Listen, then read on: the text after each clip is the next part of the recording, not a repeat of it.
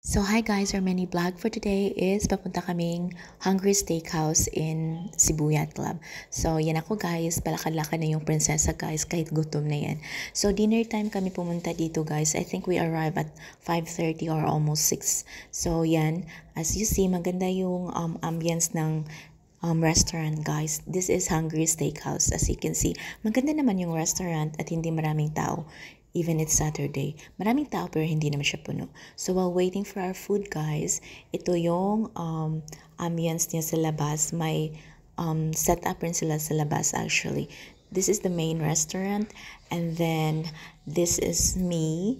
Hi! And pa-cute pa more. So yan guys, no, kumakain na kami.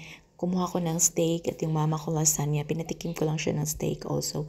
Tapos yung niece ko is calamari and some soup. So yan guys, super worth it naman yung food. Masarap naman. At yan na nga, palakad-lakad na yung prinsesa kasi busog na siya. So actually guys, no, tumitingin lang ako sa labas kasi gusto ko yung makita yung mga yacht na nasa dagat. Ang raming yate guys, no. Tapos makikita mo yung city lights which is so romantic. So yan, naglakad-lakad muna guys. Tapos tumitingin-tingin. So yan me, sobrang busog na yan. Happy tummy na. And then ito yung outdoor scene ng Hungry Steakhouse. Wala masyadong tao. This is Saturday. Naglakad-lakad lang ako kasi hinihintay ko yung mama ko at yung niece ko. Tapos yun guys, maraming lights, pailaw sila sa mga puno, halaman. Kumbaga, so sobrang romantic dyan.